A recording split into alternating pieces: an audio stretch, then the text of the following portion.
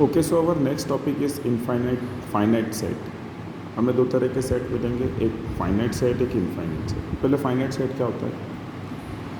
A set which contains definite number of element is called finite set. एक ऐसा set जिसमें definite number of sets हो। जैसे अपन ने एग्जांपल में लिया कि वॉवेल्स AEIOU गिनती के कितने हो रहे हैं? 5 हो रहे हैं। तो इसको हम लिखते कैसे हैं? NA = 5। एक सेट बी ले लीजिए आप, 1 2 3 4 5 6 7, काउंट करें तो 7 होते हैं। तो अपन बोलेंगे NB = 7। मतलब फाइनाइट सेट जिसको आप गिन सकें, बता सकें, उसको हम क्या कहेंगे? Finite set.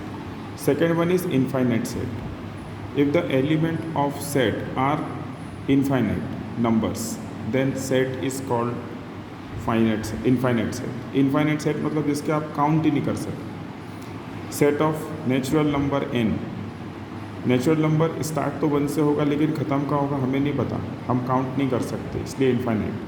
Set of real number -∞ से +∞ कुछ भी हो सकता है, तो इसको हम क्या कहेंगे? ये है हमारा कौन सा सेट? Infinite set. तो दो सेट हो गए, एक फाइनाइट सेट और एक इनफाइनाइट सेट। अभी हम इसके एक्सरसाइज में क्वेश्चन भी देखेंगे, आपको ज़्यादा अच्छे से समझ में आएगा। फिर इसका तीसरा टॉपिक होता है एम्प्टी सेट और null set.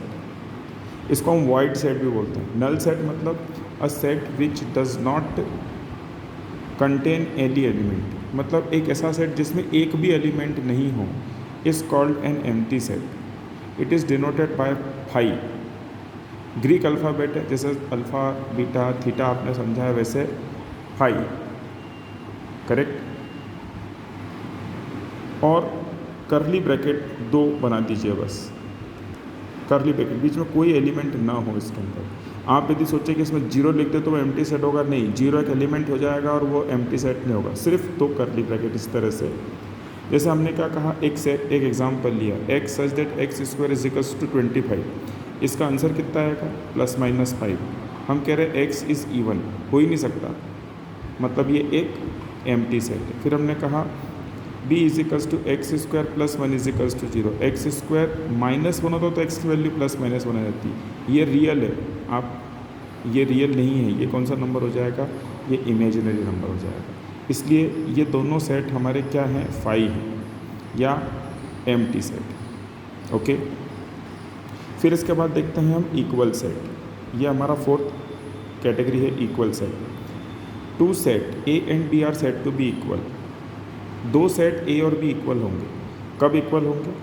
If every element of set A set के सारे element is also an element of set B में हो, A के सारे एलिमेंट B हों, and every element of set B is also an element of set A।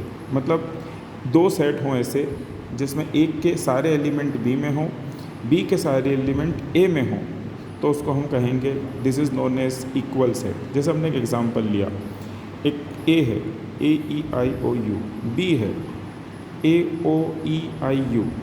Order से मतलब नहीं है, जो एलिमेंट A में है वही B में है, तो हम कहेंगे set A is equals to set B। इसको हम कहेंगे इक्वल सेट। और यदि अनइक्वल सेट है तो यहाँ बीच में नॉट इक्वल्स टू का साइन आ जाएगा, A is not equals to B। ये देखिए, ये रहा unequal set. If the element of set A and B are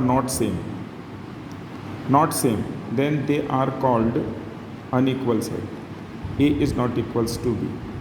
unequal set, देखो मान लीजिए एक सेट A है, इसमें 0 एलिमेंट है, 0 एक एलिमेंट है, एंड और एक सेट B है जिसमें 2 एलिमेंट हैं, 1 और 2, तो हम कहेंगे A B के इक्वल नहीं है, क्योंकि इसके एलिमेंट सेम नहीं है। इसके एलिमेंट, इसमें एक एलिमेंट है, इसमें 2 एलिमेंट है, तो इसलिए ये कौन सा सेट हुआ? अनइक्वल सेट हुआ।